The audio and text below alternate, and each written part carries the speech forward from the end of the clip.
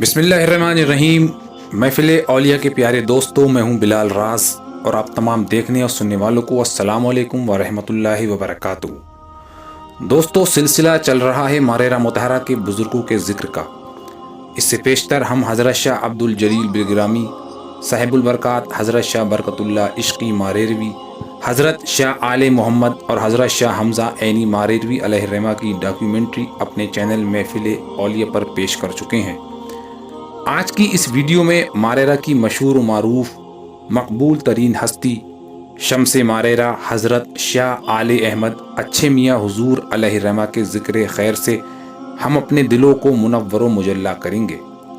तो इस कीमती वीडियो को पूरा देखकर इसे वाबस्तगाने ख़ानदान बरकात में ज़रूर शेयर करें। शम्स मारेरा हज़रत अच्छे मियाँ अलैहिर्रहमा का पूरा नाम सैयद शाह आले अहमद और लक़ब अच्छे मियाँ और शम्स मारेरा है। आपके वालिद का नाम हज़रत सैयद शाह हमज़ा ऐनी है। आप अपने वालिद के सबसे बड़े बेटे और उनके जानशीन थे। आपकी पैदाइश 28 रमज़ानुल मुबारक 1160 हिजरी मुताबिक 1747 ईस्वी को मारेरा शरीफ ज़िला एटा में हुई। आपके परदादा हज़रत साहिबुल बरकात ने बशारत दी थी कि मेरी नस्ल से एक बेटा पैदा होगा जिससे ख़ानदान की रौनक और ज़्यादा बढ़ जाएगी। इसके बाद साहिबुल बरकात ने अपना खरका इनायत किया और हुक्म दिया कि ये उस साहिबजादे के लिए है। आपकी रस्म बिस्मिल्लाह के वक्त आपके दादा हज़रत शाह आले मोहम्मद अलैहिर्रहमा ने आपको गोद में बिठाकर फरमाया कि ये वही शहजादे हैं जिनकी बशारत वालिद माजिद ने दी थी।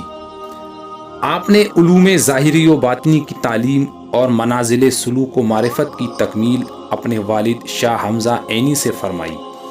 आपके रूहानी मुअल्लिम हुजूर गौसुल आज़म शेख अब्दुल कादिर जिलानी अलैहिर्रहमा थे।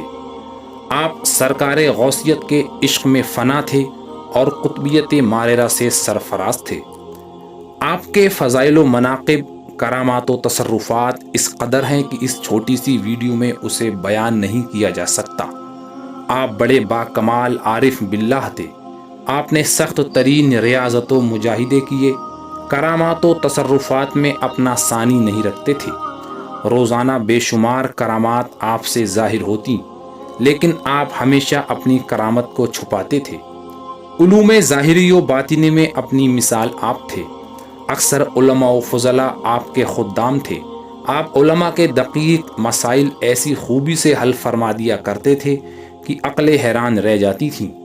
हज़रत शाह अब्दुल अज़ीज़ मुहद्दिस देहलवी के मलफूज़ात अज़ीज़ी में आपके फ़ज़ाइल व मनाक़िब बुलंद कलमात के साथ मौजूद हैं। एक बार वहदतुल वजूद के मसले को समझाने के लिए हज़रत शाह अब्दुल अज़ीज़ मुहद्दिस देहलवी ने दिल्ली से एक शख्स को आपकी खिदमत में भेजा था, जिसे आपने सिर्फ चंद कलमात में ही ऐसा जवाब दिया था कि उसे इस मसले पर पूरी तसल्ली हो गई थी। आपने इल्म तिब हकीम नसरुल्लाह मारेरवी से हासिल किया था, लेकिन उसके ज़रिए सिवाय अपनी करामत छुपाने के और कोई काम न लेते थे। बज़ाहिर मरीज़ को मामूली दवा या किसी दरख्त के पत्ते अता फरमाते और हकीकतन अपनी रूहानी क़ुव्वत की बदौलत उसकी चारा साजी फरमाते। आपके कश्फ़ व करामात बेहद हैं। चंद करामात हम यहाँ ज़िक्र करते हैं। एक मरतबा आपकी खिदमत में एक सिपाही हाजिर हुआ जिसके चेहरे पर सफ़ेद दाग थे। वो आकर आपसे दूर खड़ा हो गया। आपने कहा पास आओ, तो उसने अर्ज़ की हुजूर मैं इस काबिल नहीं कि आपके करीब आऊँ। आपने फरमाया कि आगे आओ। वो आगे आया तो आपने जिस जगह सफ़ेद दाग थे अपना दस्ते मुबारक रखा और इरशाद फरमाया कि यहाँ तो कुछ भी नहीं है। सिपाही ने देखा तो वो दाग बिल्कुल गायब हो चुका था। बुखारा से एक शख्स आपकी खिदमत में हाजिर हुआ और अर्ज़ की कि आपका नाम सुनकर तलब हक़ के वास्ते यहाँ हाजिर हुआ हूँ, क्योंकि मुझ में मुजाहिदा करने की ताकत नहीं है। आपकी तवज्जो से बेमेहनत इस अजीम दौलत से मुशर्रफ होना चाहता हूँ। आपने मुस्कुराकर फरमाया कि इतनी बड़ी दौलत बिना मेहनत के पाना चाहते हो? हाज़रीन में से किसी ने तंज़न कहा कि यह भी कोई हलवा है कि तुम्हारे मुंह में रख दिया जाए। हज़रत ने फरमाया कि ऐसा ना कहो, खुदा से क्या बईद कि वो इसे ये दौलत अता फरमा दे। फिर उसके बाद आपने उसको एक दुरूद शरीफ एक ख़ास तरकीब से पढ़ने को दिया। کہ آج رات اسے پڑھنا۔ اس نے اسی طرح پڑھا۔ درود شریف پڑھتے ہوئے ہی وہ عالم بیداری میں نبی کریم صلی اللہ علیہ وسلم کی زیارت سے مشرف ہوا اور اس پر ایک حالت طاری ہو گئی جس سے اس کا عقدہ باطنی کھل گیا۔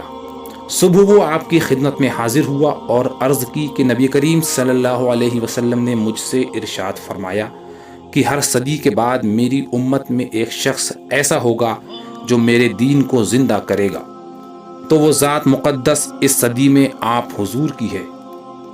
ایک بار آپ کے ایک عقیدت مند مرید محمد ارادت اللہ بدایونی، جن کا کوئی بیٹا نہیں تھا، وہ اسی فکر میں رہتے تھے کہ خدا ایک بیٹا عطا فرمائے۔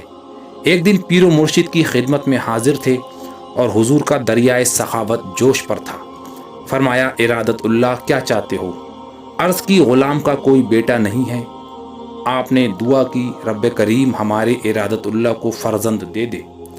اس کے بعد فرمایا کہ پہلے بیٹے کا نام کریم بخش رکھنا، دوسرے کا رحیم بخش، تیسرے کا الہی بخش۔ ارادت اللہ قدموں میں گر پڑے اور کہنے لگے حضور مجھ کو امید نہیں۔ آپ نے فرمایا کہ خدا کی ذات سے مجھے امید ہے۔ چنانچہ یہی ہوا کہ ایک کے بعد ایک ان کے 3 بیٹے ہوئے جن کے نام پیر و مرشد کے حکم کے مطابق رکھے گئے۔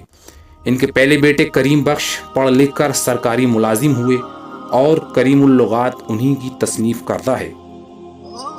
ایک مرید بہت سالوں بعد آپ کی خدمت میں حاضر ہوا۔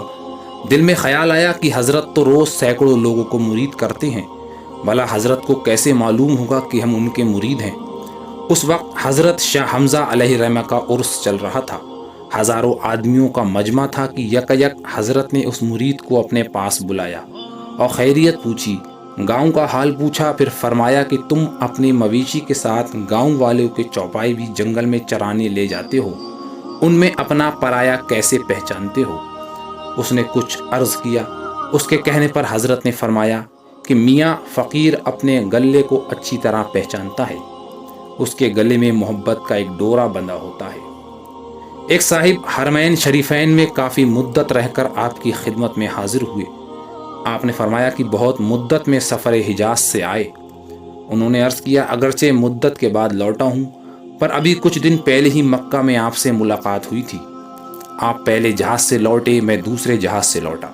حضرت نے فرمایا کہ میں اپنے بزرگوں کے حکم کے مطابق کبھی اپنی خانقاہ سے کہیں نہیں گیا۔ آپ نے کسی اور کو میری شکل میں دیکھا ہوگا۔